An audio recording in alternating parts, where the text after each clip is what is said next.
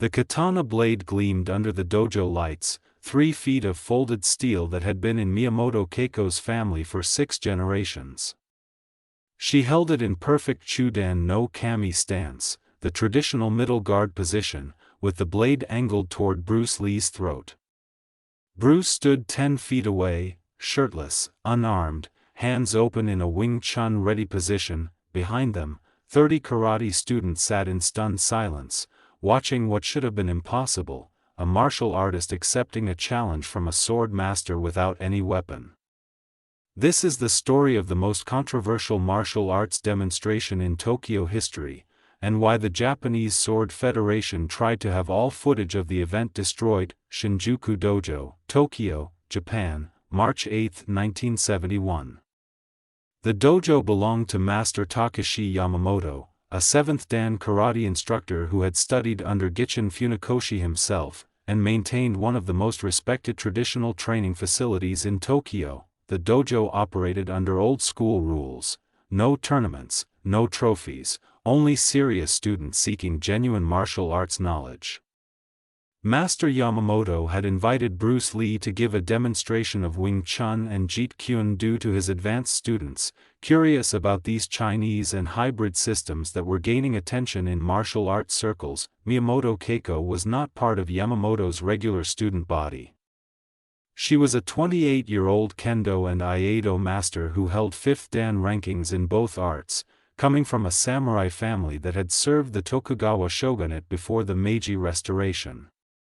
Her great-great-grandfather had been a renowned swordsman, and the family katana she carried had seen real combat in the Boshin War of 1868. Keiko had dedicated her life to preserving traditional Japanese sword arts, training 6 hours daily since age 7, and she viewed the recent influx of foreign martial arts into Japan with skepticism bordering on hostility.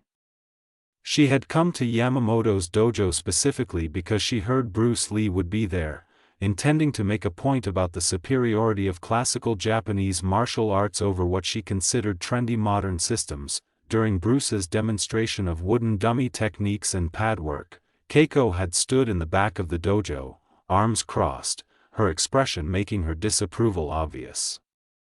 When Bruce finished and opened the floor for questions, Keiko stepped forward before anyone else could speak. "Mr. Lee, I have watched your demonstration with interest, and I must say I am not impressed by these techniques against cooperative partners and inanimate training equipment. Traditional martial arts were developed for real combat against armed opponents, not for performance. I am a practitioner of classical Japanese sword arts, and I believe your methods would fail completely against someone trained in traditional weapons."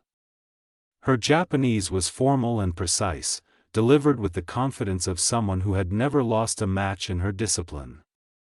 Bruce listened respectfully, then responded in his limited but functional Japanese, supplemented with English that Master Yamamoto translated. "I appreciate your perspective, and you're correct that many modern martial arts have lost connection with practical application.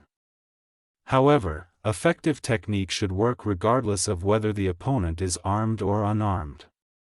The principles remain the same: timing, distance management, and understanding of body mechanics and human limitations."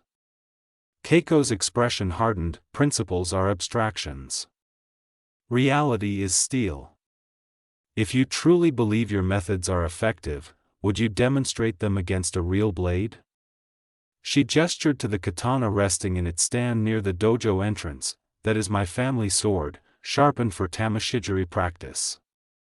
If you can defeat me while I wield it, I will acknowledge that your techniques have merit.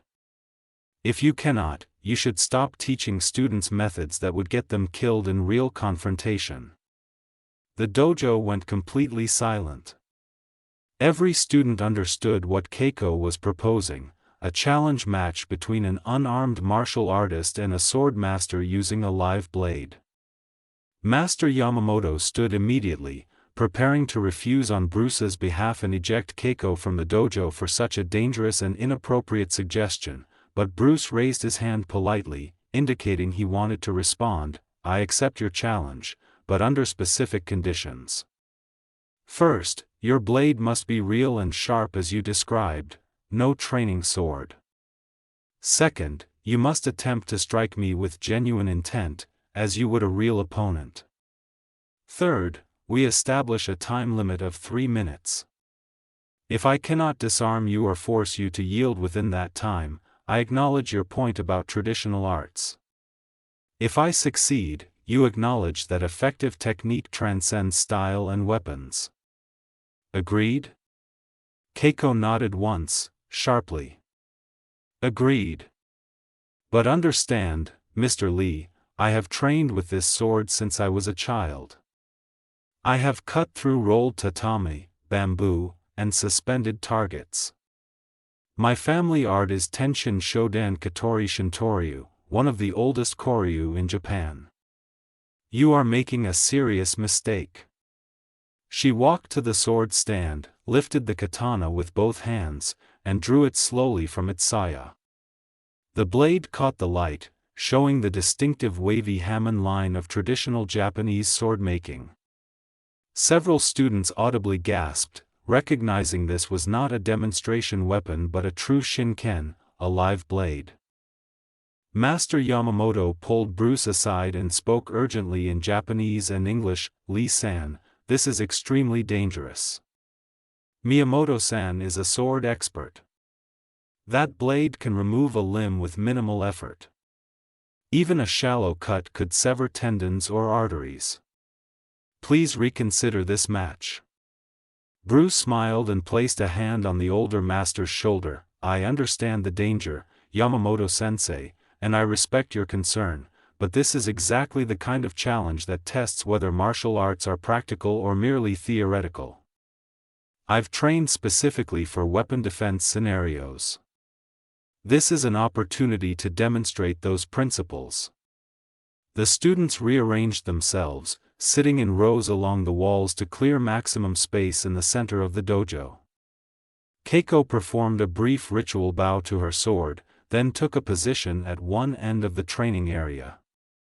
Bruce walked to the opposite end, removed his shoes per dojo etiquette, and stood barefoot on the polished wooden floor. He rolled his shoulders once, took 3 deep breaths to center himself, and settled into a loose ready stance, weight evenly distributed, hands open and relaxed at chest level. Master Yamamoto positioned himself as referee, though he clearly hoped to stop the match before anyone got seriously hurt. He looked at both participants, received a nod from each, and spoke the traditional command, Hajime. Begin.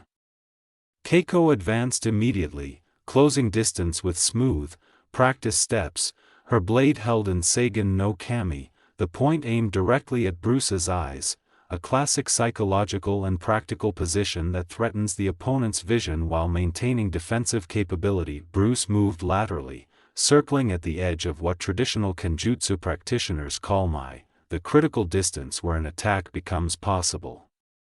He studied her movement patterns, the subtle weight shifts that preceded strikes, the way her hands gripped the tsuka. Keiko struck without warning, a men cut aimed at the top of Bruce's head, executed with textbook form and surprising speed.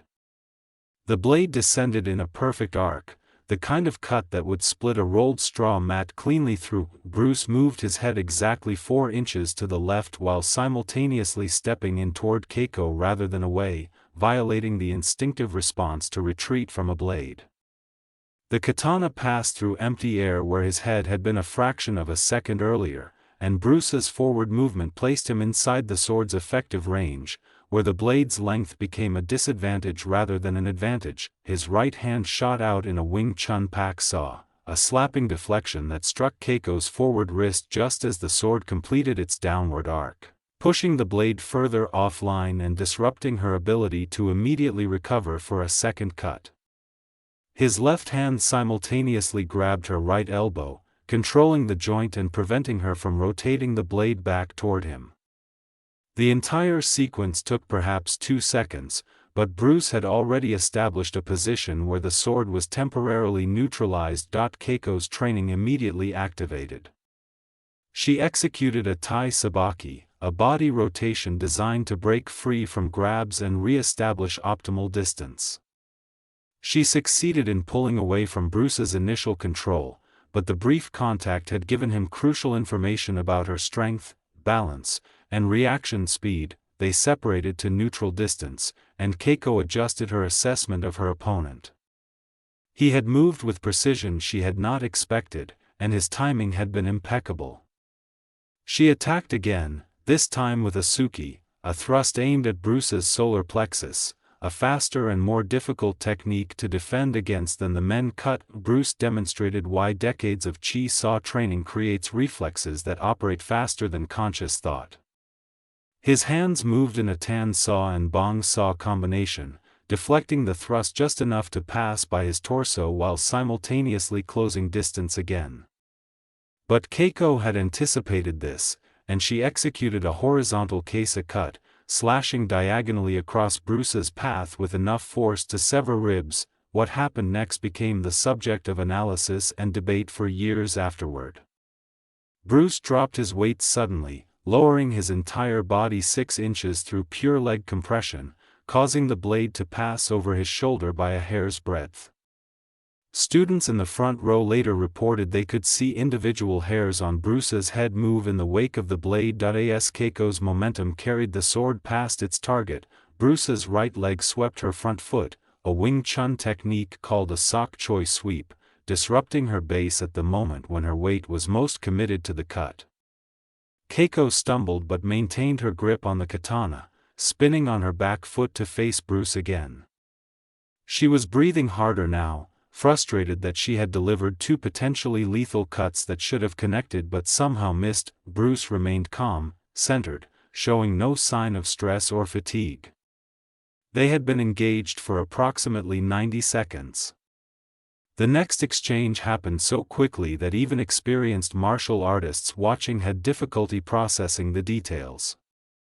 Keiko feinted a high cut, then dropped into a surriage, a sliding deflection attack aimed at Bruce's extended arm, intending to cut the tendons and disable his ability to defend.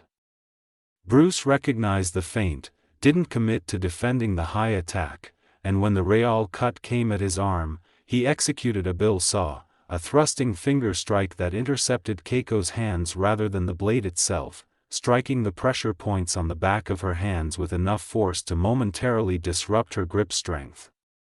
The katana wavered in her hands for just a fraction of a second, but that was enough. Bruce's other hand wrapped around her right wrist, his body rotated using his hips as a fulcrum, and suddenly Keiko found herself being pulled forward and down by her own committed force. She had 2 choices: release the sword or fall forward onto her face.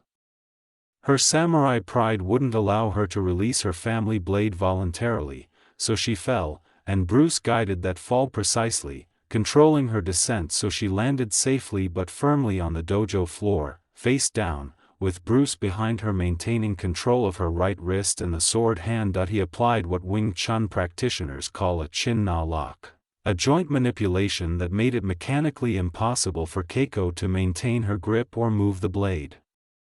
The pain receptors in her wrist fired immediately, her hand opened reflexively, and the katana clattered to the wooden floor. Bruce immediately released the lock, stepped back, and bowed respectfully. The entire match had lasted 2 minutes and 45 seconds, 15 seconds under the agreed time limit. Master Yamamoto stood frozen, his hand halfway raised to signal the end of the match, trying to process what he had just witnessed. The students erupted in confused chatter, some shocked, some excited, all trying to understand how an unarmed fighter had disarmed a legitimate swordmaster without getting cut once. Keiko remained on the floor for a long moment, staring at her empty hand and the katana lying 2 feet away. Bruce walked to where the sword lay, picked it up carefully with both hands, as one should handle a katana, and carried it back to Keiko, who had risen to a sitting position. He presented it to her formally, blade facing himself as a sign of respect and non-aggression. Miyamoto-san, you are an exceptional swordsman. Your technique is precise, your cuts were genuine, and you honored our agreement to fight with full intent. I did not defeat your art. I simply applied principles that work against any attack, armed or unarmed, timing, positioning, and understanding of mechanical advantage. Your traditional training is valuable and should be preserved. But all martial arts, traditional or modern, must be tested against resistance to remain effective. Keiko took her sword, returned it to its saya, and performed a formal rei, a deep bow from a seated position. When she spoke, her voice was quiet but clear. I have trained with this sword for 21 years. I have defeated over 200 opponents in kendo matches. I have never been disarmed. You did not use tricks or luck. You understood the weaknesses in sword combat that most unarmed fighters never comprehend, that the weapon is only effective at certain distances and angles, and that controlling the hand that holds the weapon is more important than avoiding the weapon itself. I was wrong to challenge you with arrogance, and I was wrong to assume traditional methods are superior simply because they are old. March 8, 1971. Shinjuku Dojo. 30 witnesses. 2 minutes and 45 seconds that changed Keiko Miyamoto's understanding of combat, and led her to spend the next 3 years studying Wing Chun and Jeet Kune Do alongside her traditional sword arts. She went on to become one of Japan's leading advocates for cross-training between different martial systems, writing extensively about how traditional arts must adapt and test themselves against other methodologies. Bruce returned to Hong Kong the next day and rarely discussed the match publicly, considering it a private demonstration rather than a public challenge.